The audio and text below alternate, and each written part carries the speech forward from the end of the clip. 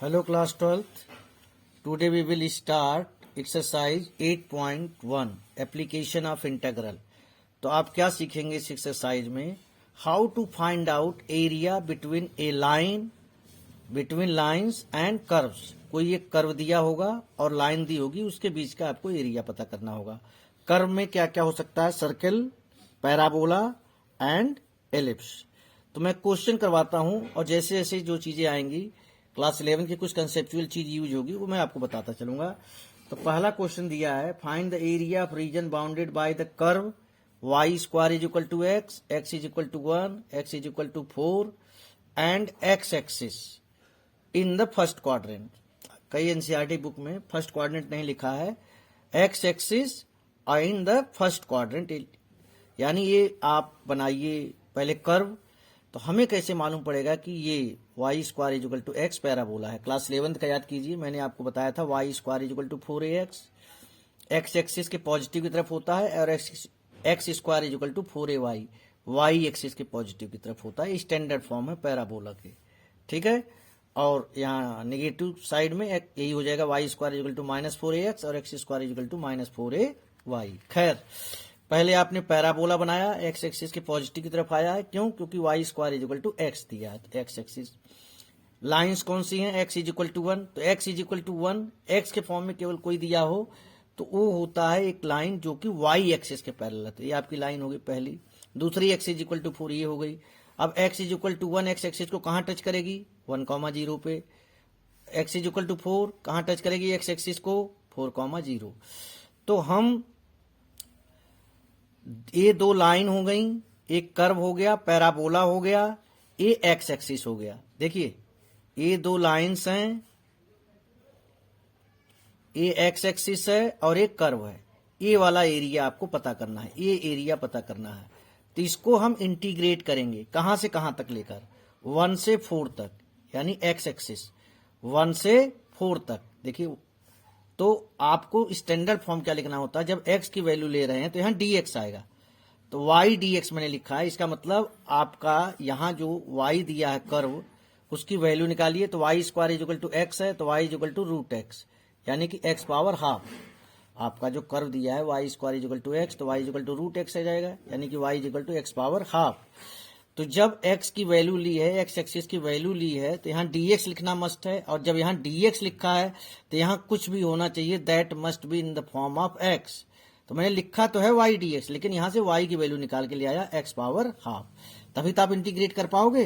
जैसे y power half dx होता तो आप इंटीग्रेट नहीं कर पाते.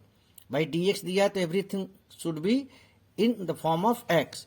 खैर, इसका इंटीग्रेशन आपने xn+1 अपन n+1 करके कर लिया और ये वैल्यू निकाल लिया आपने.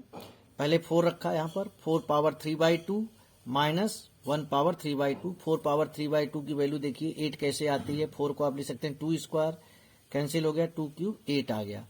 और ये आपने कर लिया 14/3. ये लिखना मत भूलना, स्क्वायर यूनिट्स, स्क्वायर यूनिट्स.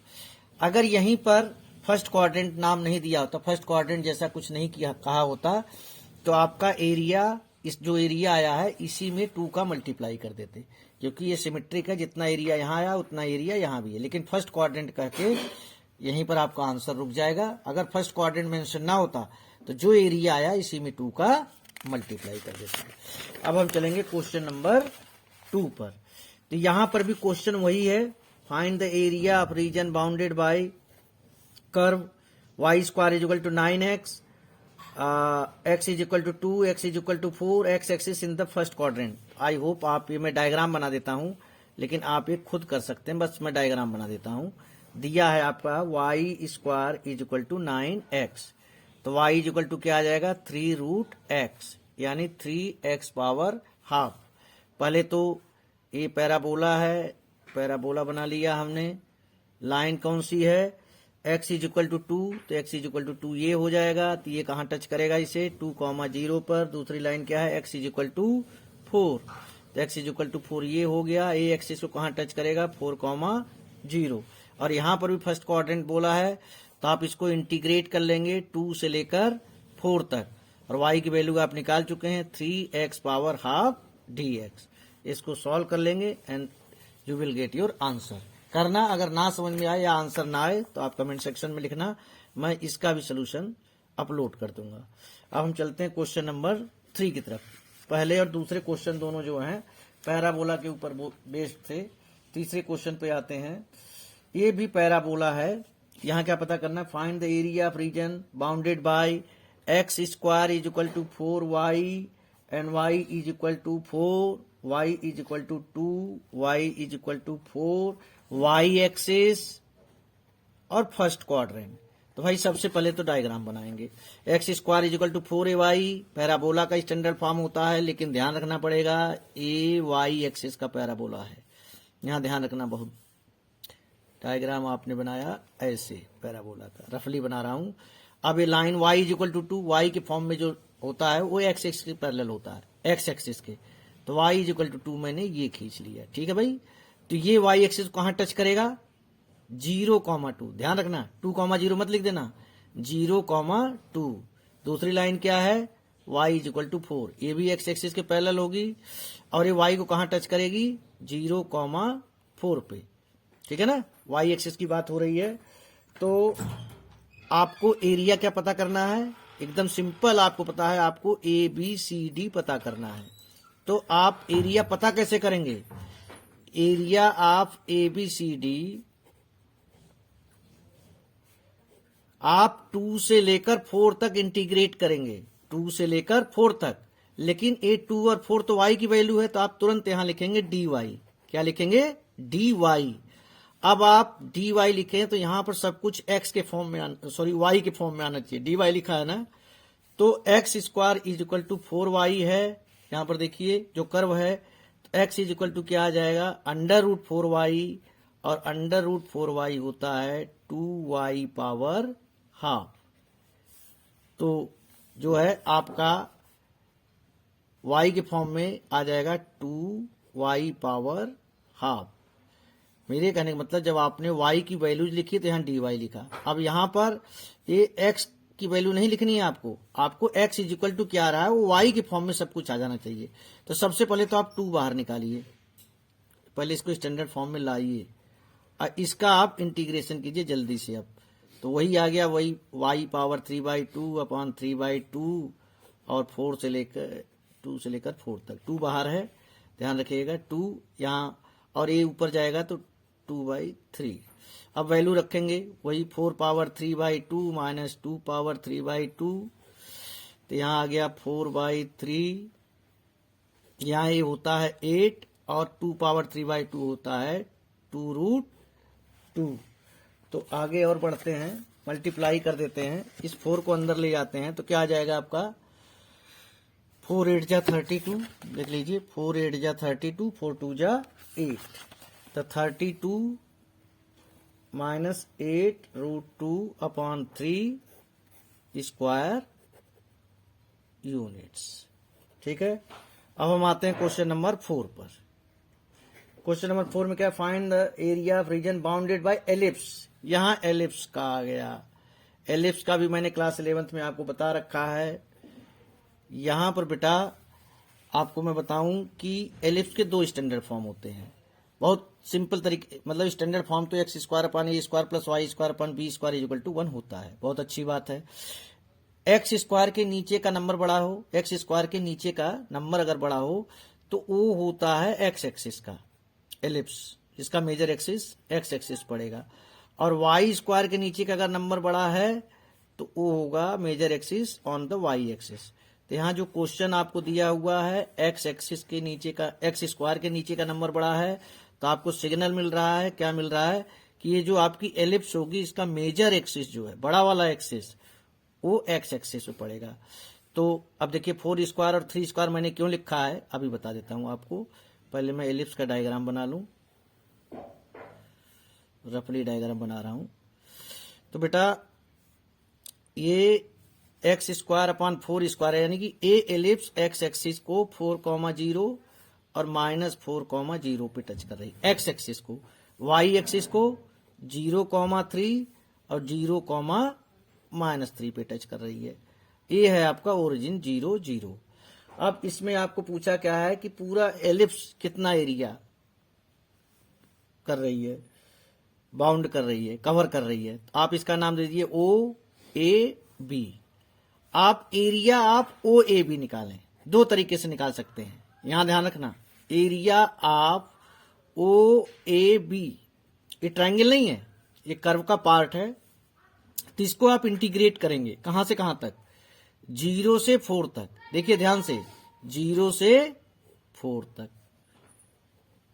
तो भाई आप x की वैल्यू ले रहे हो तो यहां dx लिखोगे, और जब आपने यहां पर dx लिखा है तो यहां सब कुछ x के फॉर्म में आना चाहिए। तो यहां से मैं y की वैल्यू निकालता हूं, देखिएगा y square upon 9 is equal to आ जाएगा 1 minus x square by 16, y square by 9 is equal to 16 minus x square upon 16, तो y square is equal to 9 upon 16 और 16 माइनस एक्स स्क्वायर, तो y is equal to आ जाएगा, ये पूरी चीज रूट में हो जाएगी, तो हो जाएगा 3/4 under root 16 minus x square. तो मैं यहाँ पर y dx, वैसे बताता हूं मैं आपको y dx, अब y की वैल्यू लिख दीजिए 0 to 4, अभी आप निकाल के लाए हैं 3/4 under root 16 minus x square dx। अब यहाँ पर मैं आपको एक बिल्कुल अलग फार्मूला बताने जा रहा हूँ, एक्चुअली वो एक्सरसाइज डिलीट हो गई थी। इसका इंटीग्रेशन क्या होता है, a square minus x square का, इस फॉर्म में आए कुछ, a square minus x square, x/2 under root a square minus x square plus a square by 2 sine inverse x upon a, under root a square minus x square का x/2 under root a square minus x square plus a square by 2 sine inverse x upon a. ये formula आपको अच्छी तरह याद कर लेना है, क्योंकि आएगा बार बार सर्किल में, एलिप्स में यूज होता है। अब भाई 3/4 बाहर निकालें, अब इसको इंटीग्रेट आपको कहां से कहां तक करना है, मैं 16 को जानबूझ के लिख रहा हूं ए स्क्वायर माइनस एक्स स्क्वायर के फॉर्म में, क्योंकि अब मुझे इंटीग्रेशन करना है। तो बेटा x/2 under root a square minus x square, यानी कि 4 square minus x square plus a square यानी 4 square by 2 sine inverse x, x क्या है आपका, एक्स ही है, अपॉन ए क्या है 4 है। अब इसको 0 से 4 तक करना है। अब वैल्यू रखना शुरू करते हैं, ठीक है। तो 4 रखेंगे तो ये चीज पूरी 0 हो जाएगी, क्यों, क्योंकि यहाँ 4/2, यहाँ 4 स्क्वायर माइनस 4 स्क्वायर, ये पूरी चीज 0 हो गई। अब यहाँ पर रखें 4 स्क्वायर बाई 2 यानी 16/2 साइन इनवर्स 4/4, फिर माइनस लिखते हो आप, 4 की वैल्यू पहले यहाँ रखी फिर 0 की रखी, तो ये तो 0 हो जाएगा। और यहाँ क्या आएगा, 4 स्क्वायर बाई 2 है तो 16/2 साइन इनवर्स 0 अपॉन 4, तो 3/4 8 sine inverse 1 minus 8 sine inverse 0। तो बेटा 3/4 साइन इनवर्स 1 की वैल्यू होती है π/2 और साइन इनवर्स 0 की वैल्यू होती है 0, तो ये पूरी क्वांटिटी 0 हो जाएगी। तो आपका आंसर क्या आ गया, 3/4, मतलब अभी ओ ए बी का आंसर, फाइनल आंसर नहीं, 3/4, और यहाँ क्या आया था 8 इंटू π/2 यानी कि 4 पाई, कैंसिल आउट आपने कर दिया इसको इससे, तो 3 पाई स्क्वायर यूनिट है किसका एरिया, ओ ए बी का। तो एरिया बाउंडेड बाय एलिप्स, ये अगर आप निकालोगे बाउंडेड बाय एलिप्स, ये जब निकालने जाओगे तो जो एरिया आया है, एरिया आप ओ ए बी इंटू 4, क्यों कर रहे हैं ऐसा, देखिए सिमेट्रिक है, ओ ए बी का जो एरिया आएगा वही इसका भी आएगा, इसका भी आएगा और इसका भी आएगा, इसलिए जो आंसर आया है उसमें मैं 4 का मल्टीप्लाई कर रहा हूं, तो आपका आ गया 12 पाई स्क्वायर यूनिट। अब एक चीज मैं आपको दे रहा हूं, ये आप घर पे खुद करना और बताना कि क्या यही आंसर आ रहा है। जैसे मैंने यहाँ इंटीग्रेट किया है 0 to 4, तो आपके पास एक ऑप्शन और है, इसी में आप ओ ए बी का एरिया निकालने के लिए आप इसे इंटीग्रेट करना 0 to 3, लेकिन अब जो वैल्यू आएगी यहाँ आप dy लिखेंगे x dy। अब इस इक्वेशन से x की वैल्यू निकाल लेना। तो x की वैल्यू आपकी ऐसे किसी तरह आएगी कुछ वो आप x की वैल्यू यहाँ पुट करना और 0 से 3 इंटीग्रेट करना और जो आंसर आ जाए उसमें 4 का मल्टीप्लाई करना। और कमेंट सेक्शन में आप मुझे जरूर बताना कि क्या आंसर ऐसे में भी 12 पाई आएगा, आ रहा है। 100% 12 पाई आएगा अगर आप कोई कैलकुलेशन मिस्टेक नहीं करेंगे। सो स्टूडेंट्स, आई होप आपको ये चारों क्वेश्चन समझ में आए होंगे। इनको आप पहले अच्छी तरह समझ लेंगे तो बाकी के बचे हुए क्वेश्चन को समझने में आपको ज्यादा परेशानी नहीं होगी। प्रैक्टिस करते रहिए, समझते रहिए। बहुत जल्द remaining question of this exercise will be uploaded. बचे हुए क्वेश्चनों को भी बहुत जल्द अपलोड करूंगा। Thank you.